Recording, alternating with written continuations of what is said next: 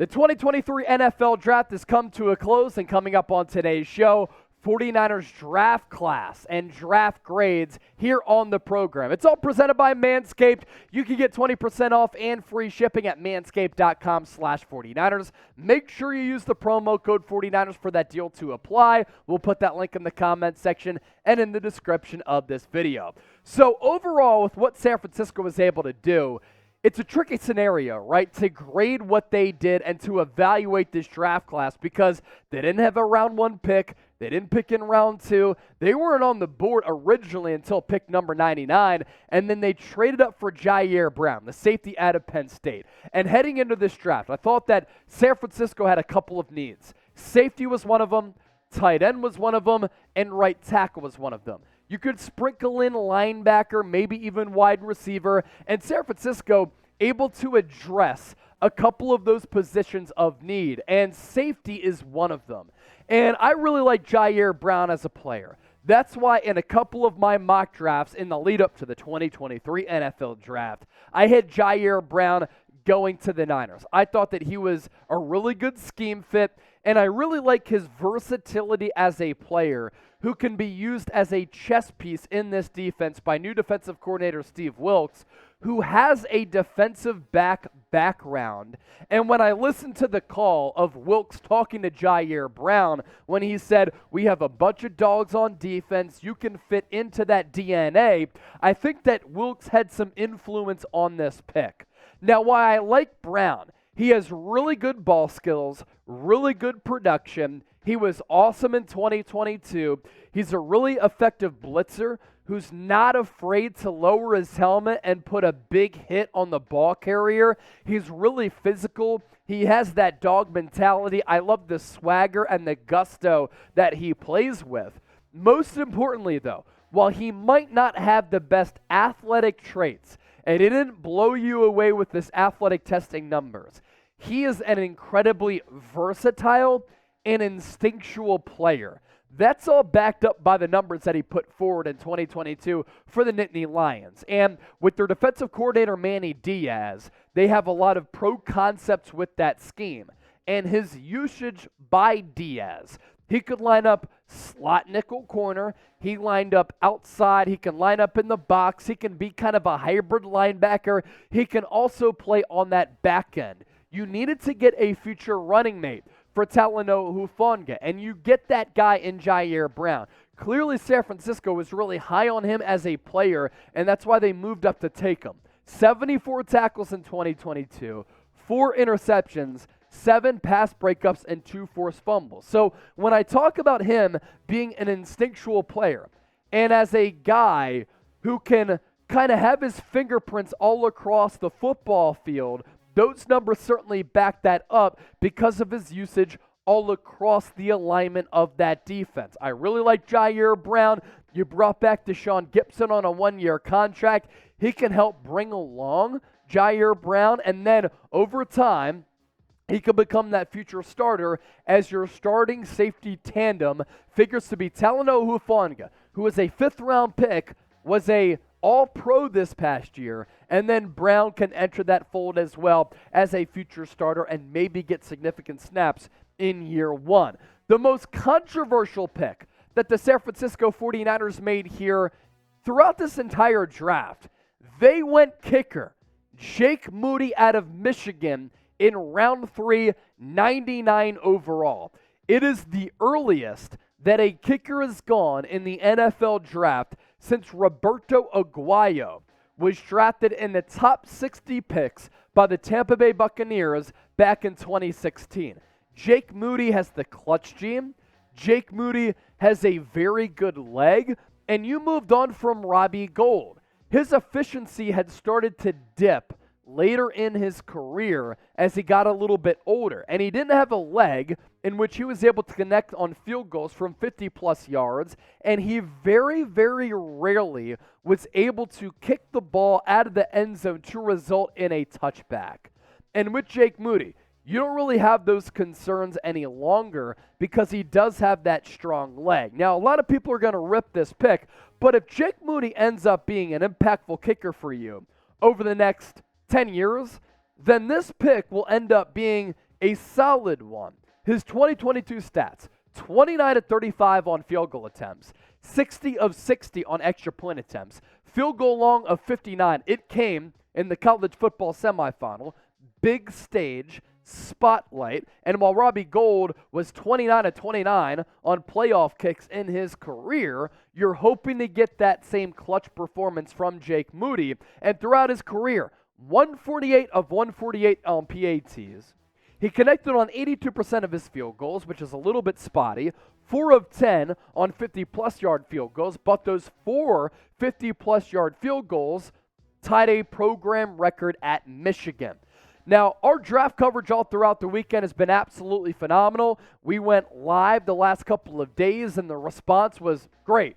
And our coverage, I think, has been as good as any other YouTube channel out there. So if you like what you're seeing, you love the Niners, you want shows every day, and you want to get informed, but also entertained on this football team. Because in this media landscape, I do believe it's important to get informed and entertained. I used to work in the news media business. It gets so boring and mundane. That's not what we do here. That's why I love my job here at Chat Sports and hosting shows here on the channel. Hit that subscribe button and lock us in. There's a reason why we're the largest independently run Niners channel on YouTube of north of 80,000 subscribers. It's because what we do is different than any other YouTube channel out there. Now, right after the 49ers drafted Jake Moody, they addressed another need here. They needed a kicker, they needed a safety, they needed a tight end.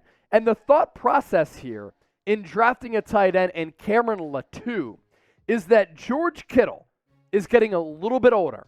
George Kittle also has a massive contract as of right now.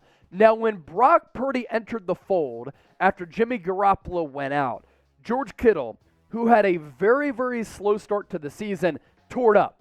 You can make the argument he was the best tight end in the National Football League down the stretch. But at some point, you have to find his replacement. He's been a little bit injured over time, and in his contract, 2024-2025, that's what his contract runs through. He has a cap hit in 2024 of $19.8 million. He is a cap casualty after this year because there's a potential out in his contract. In 2025, cap hit of $17.2 million. So San Francisco is clearly looking ahead like any good business does in trying to plan ahead for the future financially. With Latu, he is a massive specimen of an athlete. He should be a better blocker for the size that he is. He did play in a pro-style scheme at Alabama, and he reeled in 30 catches for 377 yards, 4 touchdowns, and 12.5 yards per catch. If you look at some of the spider charts of where he lands athletically among some of the tight ends in this class, he's not a twitchy, freaky, fast athlete. But this guy is a load to bring down in the open field. He was one of the only tight ends in this draft class who was invited to tight end university by George Kittle. So Kittle saw something in him. I'm interested to see if Latu and the drafting of him was influenced in some way by George Kittle. We still have a lot of picks to break down and some grades to give out, of course. But first, today's show presented by Manscaped. Get 20% off and free shipping at manscaped.com/49ers. Did you hear this jingle a lot throughout this weekend? Do-do-do-do, do-do-do-do-do. That's the NFL draft jingle, right? And the NFL draft, it's over. The most exciting prospect is the prospect of being perfectly groomed head to toe with our friends at Manscaped. Manscaped has long had elite downfield play with their Lawnmower 4.0. But get this. In 2023, they had the rookie sensation beard hedger to ensure the face of your franchise is a pretty one. This 1-2 punch of men's grooming is the best acquisition for any at-home general manager. So if you go to manscaped.com/49ers and you enter the promo code 49ers, you get 20% off and free shipping, and you get to save some salary cap space as you construct your roster. You know what I'm saying? This year, Manscaped can help you make the sexy pick without forgetting about your big uglies up front. The Beard Hedger and the Lawnmower 4.0 are a franchise-changing combo like the Niners hope a couple of these draft picks are going to be. One more time, manscaped.com/49ers, promo code 49ers for 20% off and free shipping. The next pick for the Niners came in round 5 after not having a selection in round 4. And they selected Darrell Luter Jr., a cornerback out of South Alabama. Not a football powerhouse by any means, but this is another instinctual player. And oftentimes, San Francisco, with some of these mid to late round picks, they like to take chances on some of these guys who play at lesser schools but are diamonds in the rough. And they think that Luter can be that type of guy. He has length, he has athleticism, great character, solid athleticism, but this feistiness and this toughness to his game where he's not afraid to jam you at the line of scrimmage. Most importantly, and I think that this is lost for a lot of defensive backs out there, how many times do you see a defensive back go back in coverage, right, and they never turn around to address the football? Then they run into the wide receiver, a flag gets thrown, and that can be a game-altering play. Luter, on the other hand, can turn around and adjust to the football. I think that's a very underrated attribute to a cornerback. He's a quality tackler, given that toughness, good maturity, and leadership qualities. Started off the JUCO route. He was a 0-star recruit coming out of high school. Comfortable covering in man-to-man outside on an island by himself. Good length, but fairly slight. Could add a little bit of bulk to his frame. But again, like Ji'Ayir Brown, Steve Wilkes has a DB background. And Luter has to be excited about the prospects of joining forces with San Francisco. 7 pass breakups last year. Another need for the Niners, get Nick Bosa some help. And this is something that the Niners have neglected throughout this offseason. They did not neglect this in the NFL draft. Robert Beal Jr., an edge rusher out of Georgia. He didn't have a lot of production. He didn't start a lot of games with the Bulldogs. He didn't put up crazy numbers. But keep in mind that he was playing behind the likes of some of the best defensive players who have played at the college level in a really, really long time. He's an awesome athlete who thought about transferring at one point, entered the transfer portal while he was at Georgia, ended up coming back, did spend 6 years at Georgia, including a redshirt year. Didn't produce a ton. He's a little bit raw in his pass rush plans and moves, but he is a toolsy player with speed and length who could also help early on special teams. And the good news for the Niners here is that they have the best defensive line coach in the National Football League in Chris Kocurek. You look at guys that the Niners have brought in who were busts at one point. An Arden Key, a Charles Omenihu, a Samson Ebukam, who the Niners also maximized their production and the elevation of their game, thanks in part to Chris Kocurek. So with Kocurek, Robert Beal's in good hands. He did lead Georgia in 2021 in sacks. This past year, only had 3 sacks. We also know that the Niners were starting to value linebacker late in this draft process. And they like versatile linebackers who previously played some different positions. And with Dee Winters, who went in round 6, 216, when he was playing in high school, he was growing up between Houston and Austin, Texas, right? And his graduating class was less than 30 people. When he was in high school, he played multiple positions offensively, multiple positions defensively, and served as the punter. So he commits to TCU. He ends up playing there, had a great performance in the college football semifinal playoff game against Michigan, and he really burst onto draft boards. Good athlete who needs to add a little bit of size. San Francisco's set right now at linebacker with Fred Warner and Dre Greenlaw, both of whom are all-pro caliber players. We know that all-pro Fred isn't all-pro. They like Marcelino McCrary-Ball, who they brought back, who used to play DB at Indiana, then transitioned to linebacker. Versatility is key. And Winters is that type of guy. Nice run and chase ability, along with a jump in blitzing results in 2022. Great game against Michigan. Not great in coverage. He can get better there. But if you're learning from the likes of Fred Warner and Dre Greenlaw, once again, you're in good hands. And this is why it's really, really important to have a foundational base and a foundational culture within your organization because that helps these young players develop. That jump in sacks, 8 sacks in 2022. I did not think that the Niners were going to double up at the tight end spot. They doubled up at the tight end spot. Brayden Willis, tight end out of Oklahoma. So while Cameron Latu needs to work on blocking, Brayden Willis might be the best blocking tight end in this draft class, a draft class that is very, very deep at that tight end position. He did have some production in catching the football while at Oklahoma, but his pivot to the NFL might pose some challenges for him as a pass-catching tight end. What this tells me is you draft Latu, you draft Willis, you have Charlie Warner, you have Ross Dwelly.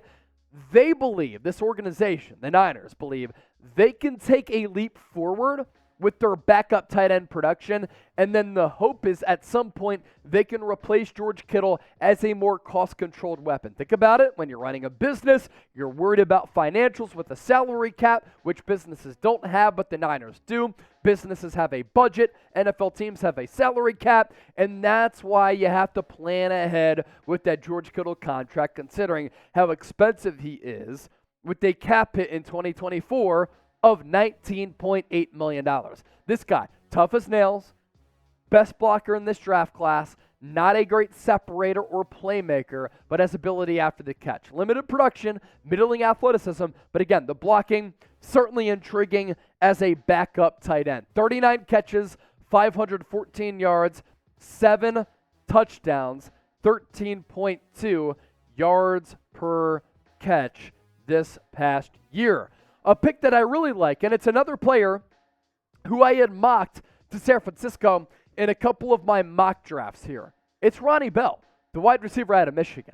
And Ronnie Bell, as pointed out by our boss, James Yoder, who hosts the Michigan Football Report, is a guy who is not going to wow you from an athletic profile standpoint. He's not going to run a crazy fast 40-yard dash. But Ronnie Bell can jump and he can dunk on a 12-foot rim. So he does have the vertical explosiveness to rise up with that size to high point the football and bring it down. And other than Jauan Jennings, this is a receiving core that doesn't really have a big-bodied wide receiver. And Ronnie Bell put forward very, very good production.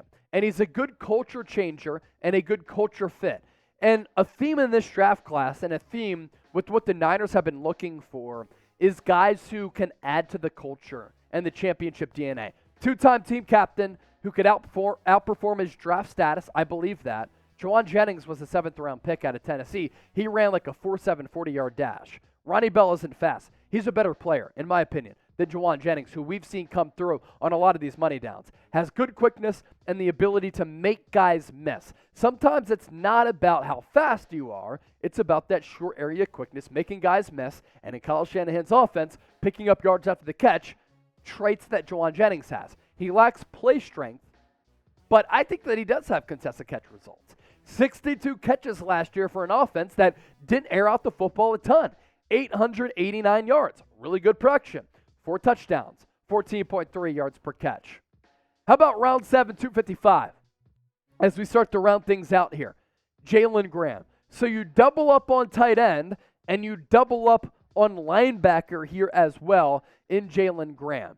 Our scouting profile on him. You think about him as a player, right? And for Jalen Graham, let me point out some of my scouting notes here. Experienced player. 38 games played, 35 starts in his career. He did only have 2 sacks, 12.5 tackles for loss over 4 years of playing time, but was an honorable mention All Big Ten player. Missed 4 games in 2022 because of a fibia injury. He was a bowl opt-out, so he felt comfortable about his draft status. In 2021, honorable mention All Big Ten player, led the team in passes defensed, had a 45-yard interception for a touchdown.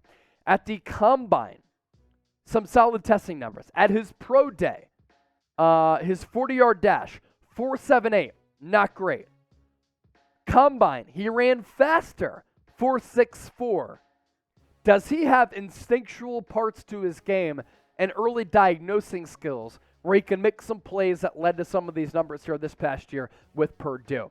So before I get to my overall draft grade, I want you to grade the 49ers draft class here. A, B, C, D, or F. Let me know what you think down below. As for my grade for San Francisco, I'm going C+. I love the pick of Ji'Ayir Brown. After that, I can't say that I solely love, and I mean love, any of the other selections here in this draft class. I understand why they went kicker, and if you're watching the live show, I didn't rip it at the time. I applauded it, right? I know it's early, but they didn't have another pick until the 5th round. They could have traded up into the 4th round for sure, but the New England Patriots became the first team since 2000 to draft a kicker and a punter. That's a smart organization, right? There were other teams in the NFL who also drafted specialists in this draft class. Think about it in this regard. You lost Robbie Gould, who's valuable to your team. Kickers can win and lose you games. Robbie Gould rarely, if ever, kicked a ball out of the end zone, which led to a touchback, which gave you a disadvantage on special teams. Jake Moody's going to kick the ball out of the end zone. He has longer range than Robbie Gould. He has that clutch gene. If he wins you a playoff game, and if he can be your kicker for the next 10 to 15 years, then it's worth it. Think about this. Would you have taken Justin Tucker of the Baltimore Ravens in the 3rd round? Probably, right? Because the dude is borderline automatic. So it was early. I didn't love it, but I see the understanding. And then you go with a couple of other players where I do believe that there were better players available. A big reason why I'm also going C+ here, you have a massive need at right tackle in my opinion. You're telling me that Colton McKivitz, Nick Zakelj, who you drafted last year, or Matthew Pryor is going to be your starting right tackle for a team that struggled against good defensive lines in the playoffs against the Cowboys and the Eagles that has Super Bowl aspirations? I don't buy that, and you did not address that position at all. As for some of the UDFAs that are coming in, a punter could be on the way. A safety, cornerback, wide receiver, slot corner, running back, a couple of positions could be in play for the San Francisco 49ers. Tomorrow, we will be talking about the UDFAs for the Niners, and that's why you subscribe to the show, because nobody's doing what we're doing in depth with this level of analysis, going as deep as we are. It's the San Francisco 49ers Report by Chat Sports. I'm Jay Sr. Thanks for watching.